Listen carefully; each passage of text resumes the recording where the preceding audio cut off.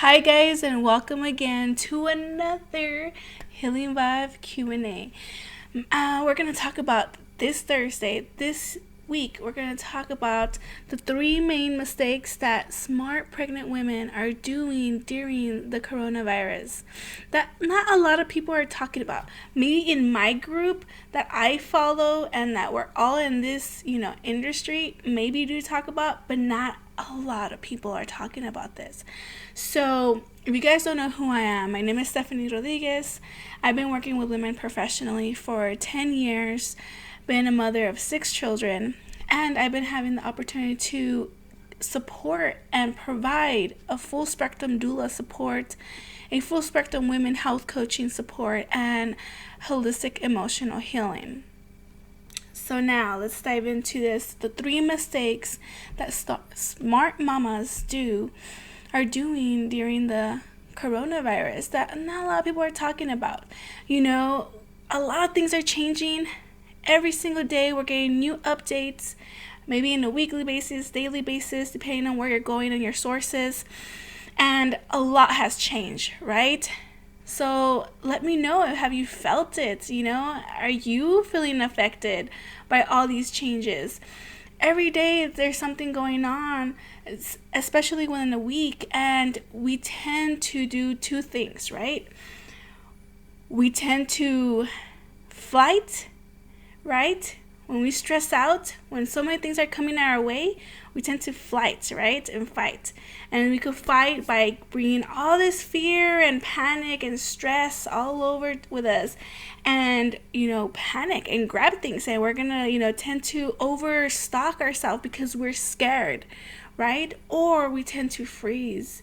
We freeze because we're scared and we're afraid and we can't think about the future. We can't make plans and we tend to put everything on hold. So let me know if you know anyone or yourself have experienced that in the comments. And it's absolutely normal. Sometimes these are like the reactions of how people react sometimes when they're handling deep stress and feeling overwhelmed by a lot of changes. Now, pregnancy is an important thing, right?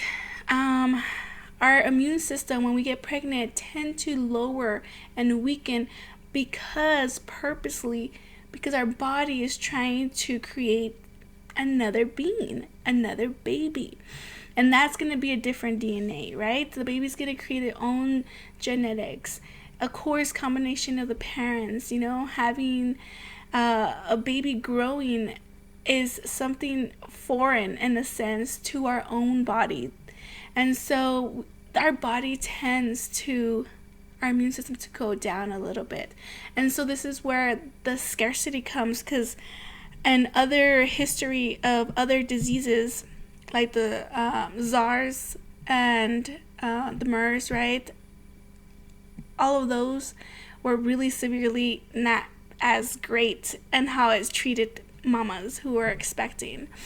And so we're all thinking this might happen and you're going to be more at risk. But there's always new studies coming out and there's showing more a positive side into when it comes to pregnancy. And what if the baby comes out positive as well? What if the parents are positive and the baby is negative and you're having a hospital birth? What are your choices, right? So the 3 main mistakes that is going on that I see a lot of mamas and they're coming asking me and feeling they have to hold on every decision they have to make, and they're just scared and not sure where they want to birth now. They had a plan and now it's just kind of crumbling down and they're just worried, not wanting to go outside the house, and it's all okay. It's normal to react that way, right? Because we're carrying a baby and we want to protect that baby because we love that baby. It's our baby, right? And the first number 1 mistake is that the mama is not owning her own power. We have given our power away to other sources and other people to tell us what to do and how to handle things, and feeling that we have no decision and rights. And that is where I feel that's the number 1 mistake, because not knowing how to advocate for yourself, how to speak your own truth, and how to protect yourself. Obviously, there are policies and regulations when it comes to hospitals because they're trying to minimize the exposure and duplication of everyone getting sick, right? So we should follow those, but know how to navigate when all these little hiccups are coming our way. And this is where having our voice and knowing our power and owning our own power is really important, because then we could advocate and know how to handle things correctly. Because it's not like a lot of times where moms come to me and talk to me that they feel like they're just being all put against a corner and not knowing how to protect themselves or knowing what's your second option or anything, right? And they just feel in a corner and fear and scared and worry, and we're going to tend to just go okay to whatever. So that is the first mistake. It's not owning your power to know how to advocate yourself. The second mistake is not understanding, by not advocating yourself, not knowing your other options and how to navigate that, right? Because, life happens. And if it wasn't because of this, there's always going to be something coming in your way, sometimes in your pregnancy or during labor. And there's times that knowing your options and knowing how to navigate will help you to be able to get the best positive birth as possible. The third mistake that I also see is the lack of support. We tend to hold and freeze when we're going to make plans, or we're going to see like, okay, well, now I can't have my doula who could go to the hospital. She was going to go, and now I'm not sure my husband.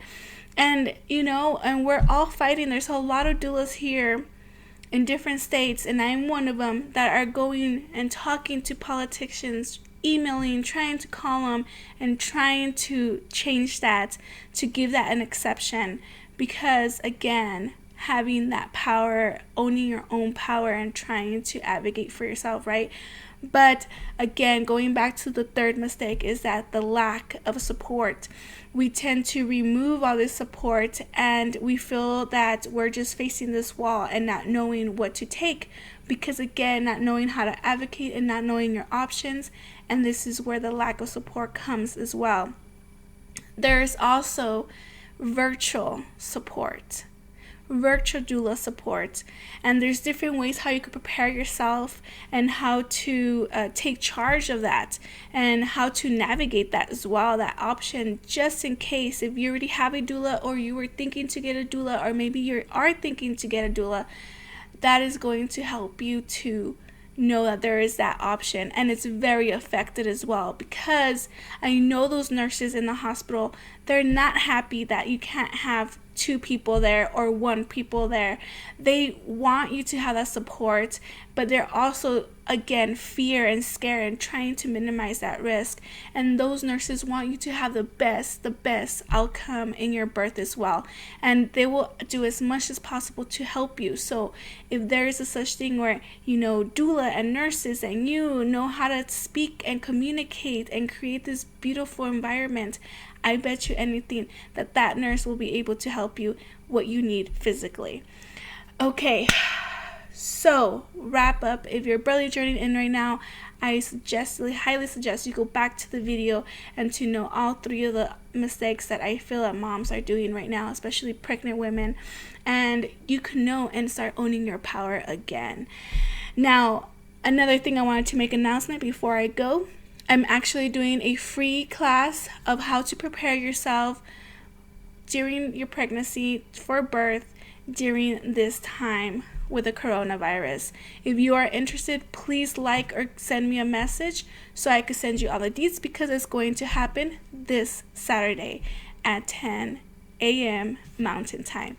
Now, thank you very much for joining, and have a beautiful Thursday. Bye.